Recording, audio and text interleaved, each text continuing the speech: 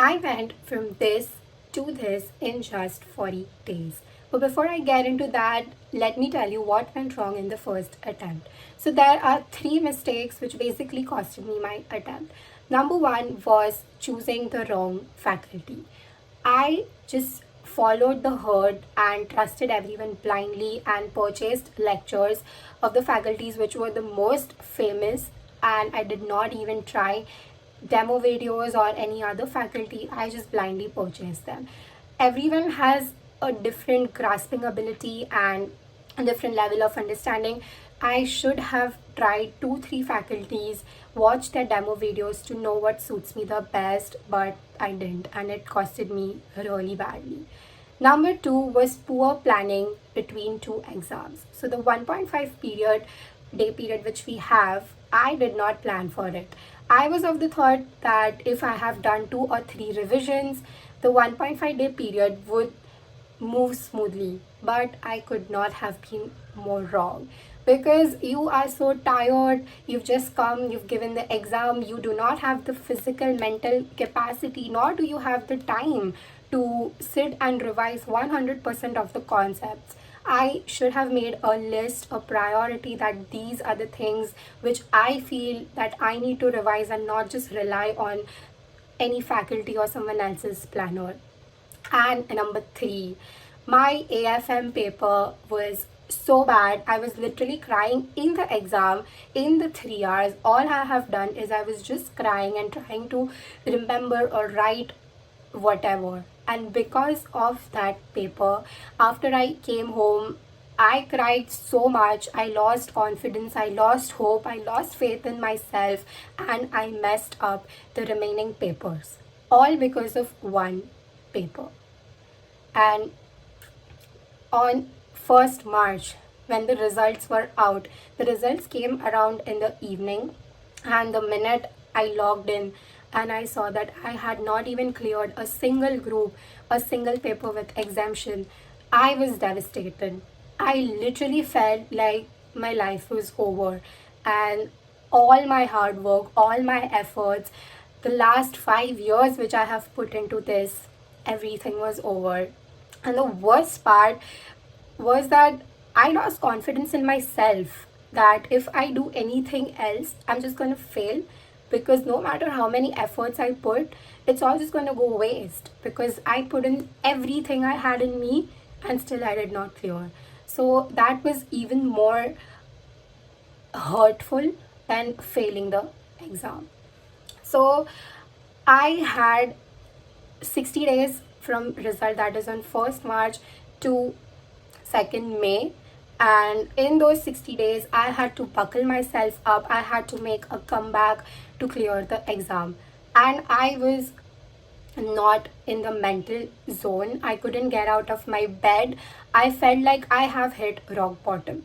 But you know what they say, once you hit rock bottom, there is no way but up. And that's how my mom gave me the confidence that Rishita, you can do it. So for the first 15 days, I was crying a lot. Every time I opened my book, I would tear up and I would just be like, this is it, I can't do it. But then I had this thought in mind that I have come so far. Now is not the time to give up. So I started my planning, and I started with the subject I hated the most, that is AFM. But I was facing a lot of struggle, because the minute I opened, I had all the thoughts flashing back. So what I did was I bought Bhavik sir's AFM refresher patch, which was around 60 to 70 hours, and I was just of the thought that I am going to watch lectures by hook or by crook. But even if I feel like crying, I'll pause it for 15 minutes, I'll cry, and then I will come and sit back. So because I was not that strong, it took me around 20th March to get done with AFM. Then I picked up my strong suite, that is DT, because I had a tax background in due to my articleship. DT was comparatively very smooth for me, but I didn't want to be very overconfident, so I bought Arish Khan's practice batch. I would just revise the concepts, I would start the practice batch, and I would solve the questions along with him. it took me around 31st of March to get done with PT. Then I picked up IDT. So I would just watch YouTube videos, and I saw the MCQ booklet and a few mock papers and it took me around 9th of April to get completely done with IDT. Then I picked up audit, and it took me around 18th of April to get done with audit, and then I started FR from the 19th of April till the exams. So this is how I broke down the period that I had, and my daily routine would somewhat be like I would wake up around 9:30 or 10 in the morning. Then I would study. Like the first session would be till 1 o'clock. I will have my lunch and I would just take a little break. I would get back around 1:45. The next session would go on till 5 in the evening. Then I would go to Mandir because I felt really peaceful, and I would sit back at 6. So the next session would be from 6 to 8:30. Then I would have my dinner, I would watch TV, I would listen to music, I would talk to my parents or my friends, and then I would get back at 9:30. So this was the routine. After 9:30, I would feel a little lethargic. So I would solve IBS case studies. I would make it a point to solve at least 2 to 3 case studies daily from the IBS case booklet, which is released by the institute. And I would not sit and write the whole case study. I would just solve it, and I would try to locate the answers in my books. Obviously, there were some questions for which I could not find an answer, so I had just marked those case studies and I had taken a print of them because that would help me for IBS. So this I did it every single day until 30th of April, and that helped me get an exemption in IBS. So once I've done the case studies, I would pick up audit. So around 9:30 I would start my case study session. It would go on till 11 in the night, and yeah, so after that I would pick audit, and I would stretch as much as I can. So some days it would just be like I would wrap my books by 12, but on some days I could even extend it till 2 in the morning. So I would make it a point to solve audit every single day. Like I would read the concepts, and then I would open the question bank, and I would just read the questions and try to answer it in my mind. I would not look at the answers. I would just be like, okay, what points can I put under this?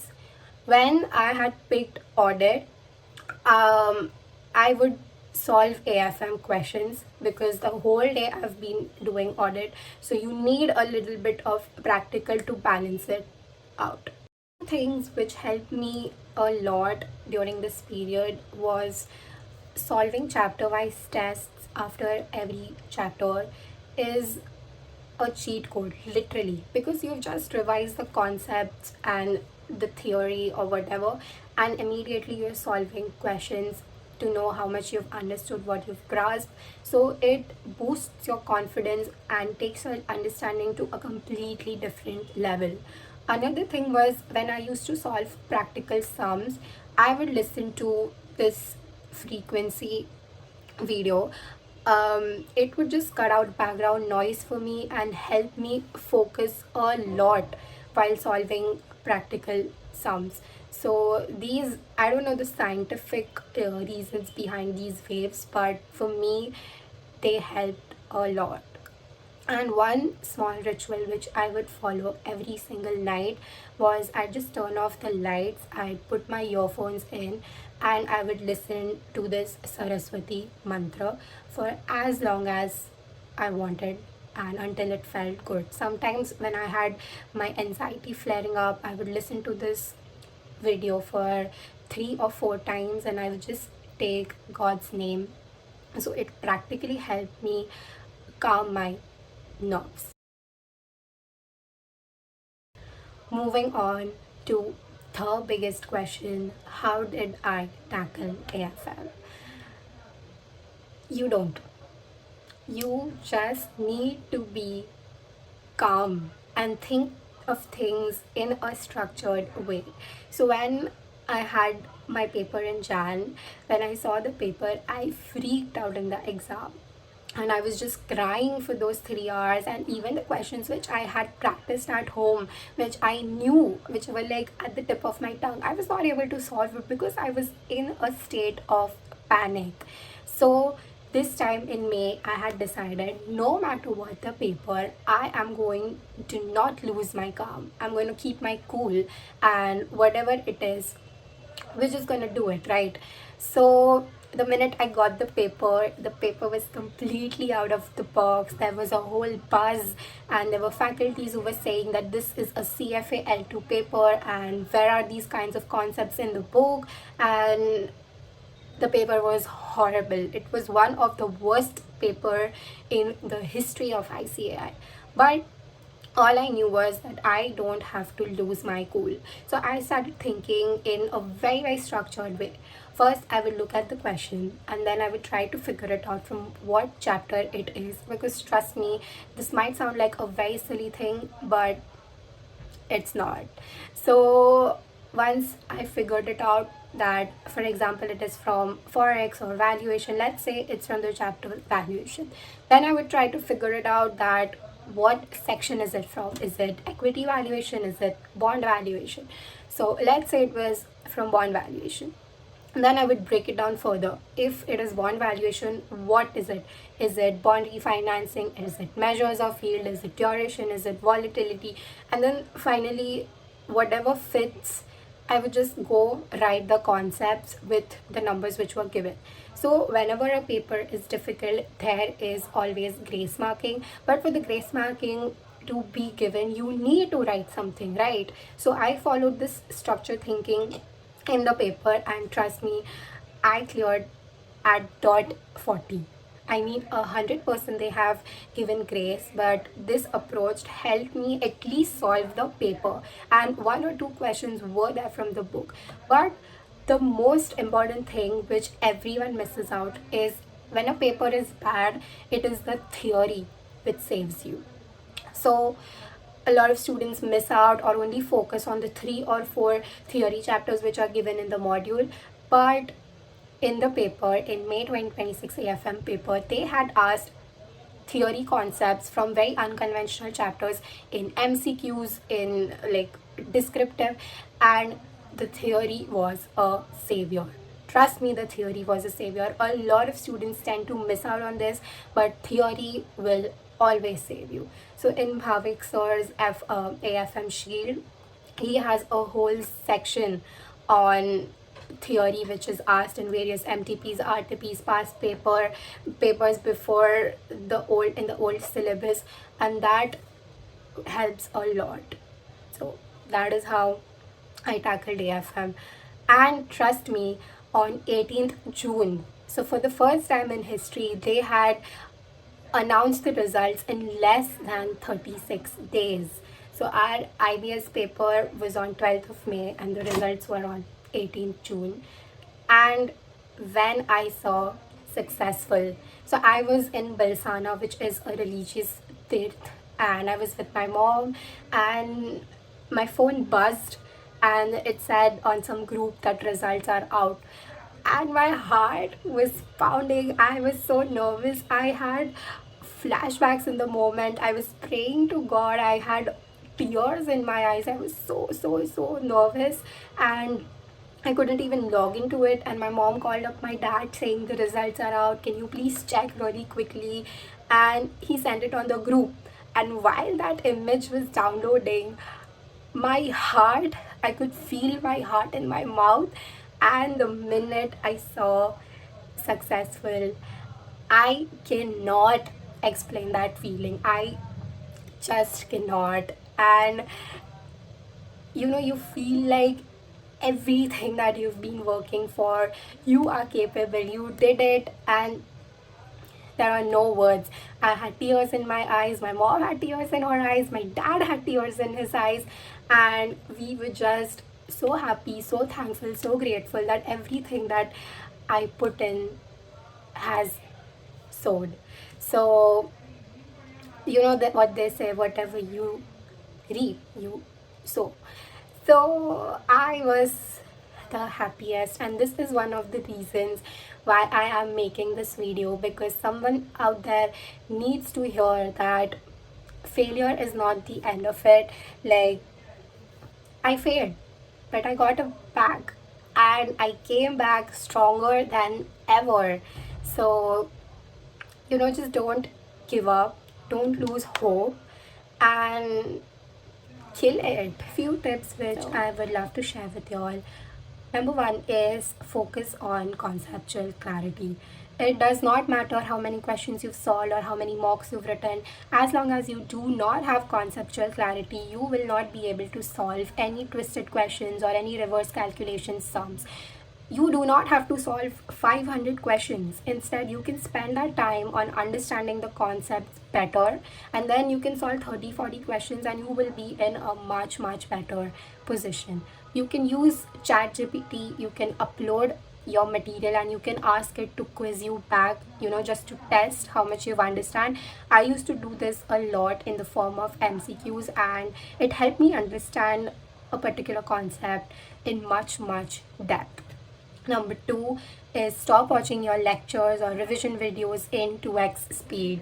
1.6x is the sweet spot according to me, because if you're watching a lecture on 1.8 or 2x speed, you will be just watching it for the sake of completing it and you will not be actually understanding anything.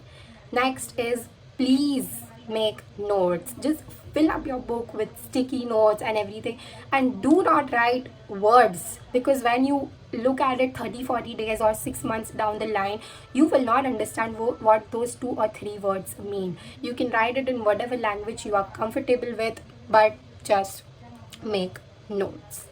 Next is start practicing calming your nerves. Either it could be meditation or praying to God or journaling, whatever suits you, but start.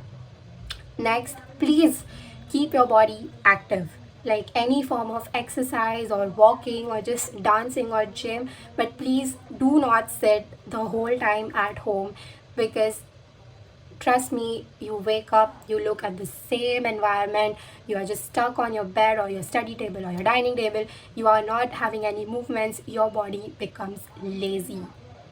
Please have any form of exercise. Next, this is my favorite tip ever, and it works so good. I cannot even begin to explain. Before your exam, leave all your books at home. Just leave all your books at home. Take your earphones, take your phone, and just watch any faculty's last minute video. So a lot of faculties post, tips you need to hear before the exam.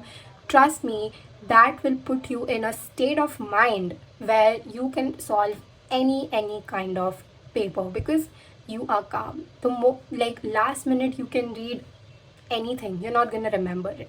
You will only remember what you've studied over the period and not in those last 10 minutes. So why not focus on calming yourself, going with a happy mood before you just enter the exam hall. And lastly, do not lose hope. Do not give up. You have come this far. Now is not the time to give up. Once you clear this exam, you're going to realize that the exam was the easy part and the real struggle comes after. But nevertheless, have that confidence in yourself, have that faith, believe, trust God. Everything works out in its own way at its own time. So I wish you the best of luck. If you have any questions, you can always text me, and all the best. Bye bye.